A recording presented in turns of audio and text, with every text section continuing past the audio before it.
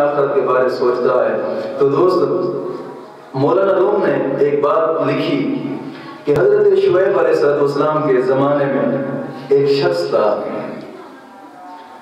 خدا نے وہ شخص کہتا تھا کہ خدا نے میرے ان گنت عیب دیکھے ہیں.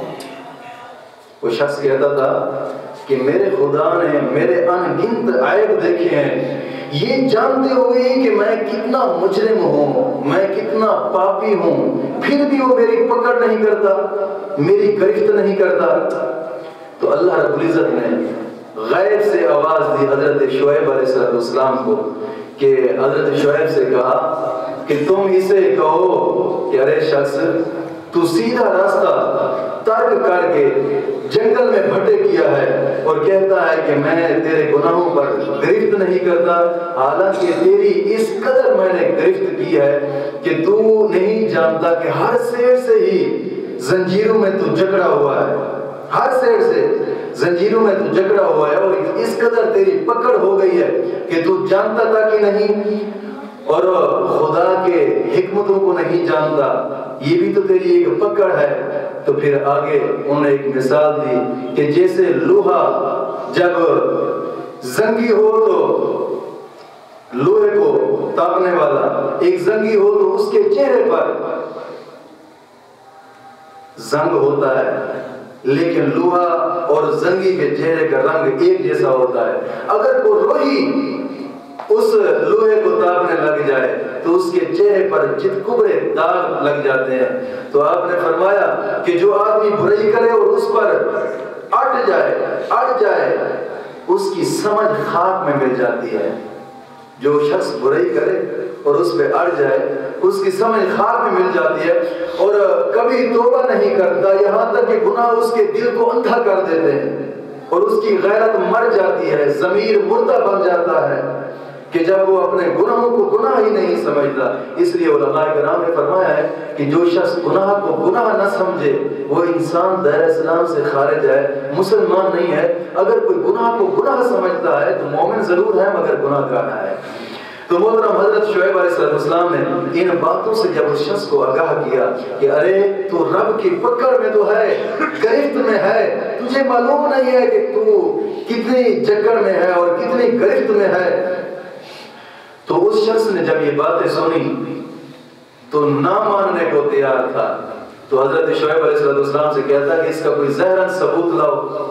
حضرت شعیب علیہ السلام نے اپنے رب کی بارگاہ میں عرض کی مولا وہ شخص تو ظاہری ثبوت مانتا ہے. اللہ رب العزت نے فرمایا ارے شعیب میں کسی کے عیبوں کو ظاہر نہیں کرتا، میں عیبوں کو چھپانے والا ہوں، مگر ہاں اتنی بات اور اتنی علامت تجھے بتاتا ہوں کہ تم اسے بتا دو کہ تو کتنی ریاضتیں کرتا ہے، تو کتنی نمازیں پڑھتا ہے، تو کتنی دعائیں کرتا ہے، تو کتنے حج اور زکاتیں دیتا ہے. یہ بتا کبھی نماز میں تم نے لذت بھی چکھی ہے کہ تیری لذت کا نہ چکھنا، تیری زکات دینا اور دل کو لذت نہ آنا، نیکی کا کام کرنا اور دل کو لذت نہ آنا، دعا مانگنا اور قبول نہ ہونا اس بات کی علامت ہے کہ تو میری گرفت میں ہے. اگر میری گرفت میں تو نہ ہوتا تو تو نماز پڑھتا، تجھے نماز پڑھنے میں لذت آتی، تو زکات دیتا تو زکات دینے میں لذت آتی، تو حج کرتا تیرے حج کرنے میں تجھے لذت آتی، تو نیکی کا کام کرتا، ریاضتیں کرتا، تجھے ریاضتیں کرنے میں لذت آتی. تو معلوم ہوتا ہے کہ لذت کا عبادات میں نہ آنا، عبادات میں لذت کا نہ آنا یہ بھی رب تعالیٰ کی ایک گرفت ہے، مگر وہ عیبوں کو چھپانے والا ہے، عیبوں کو چھپانے والا ہے، کسی کے عیب ظاہر نہیں کرتا. تو مولا کریم نے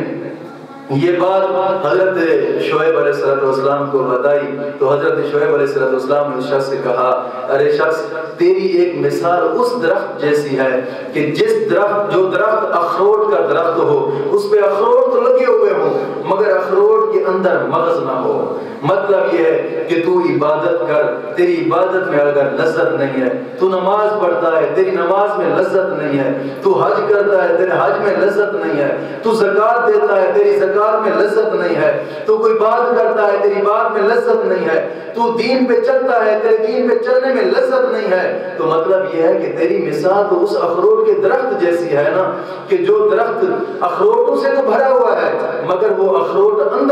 والی ہیں۔ تو محترم کہ اللہ رب العزت نے جب یہ کام بتلائے تو یہ علامات ہر انسان کے لیے بتلا دی کہ جو انسان، اب یہ آئینہ ہے ہر انسان کے لیے، اب وہ شخص اپنے دل میں سوچے اور اپنے دل میں نظر کرے اور اپنے ضمیر کو جھنجھوڑے کہ کیا یار اگر میرے ضمیر کو لذت نہیں آتی نماز پڑھتے وقت، عبادت کرتے وقت اسے لذت نہیں آتی، جناب یہ حج کرتے وقت اسے لذت نہیں آتی، اسے مزہ نہیں آتا، تو سمجھ لینا کہ آج بھی ہم رب کی گرفت میں ہیں کہ وہ گرفت اس کی ایسی ہے کہ ہم اسے بظاہر رنگ تو معلوم نہیں کر رہے، ظاہر نہیں کر رہے، مگر اس کی گرفت ہے۔ لیکن اس بات سے مولانا روم نے ایک بات سبق دیا ہے۔ سبق کیا دیتے ہیں کہ انسان کی ہر چیز اللہ کریم سے چھپی ہوئی نہیں ہے،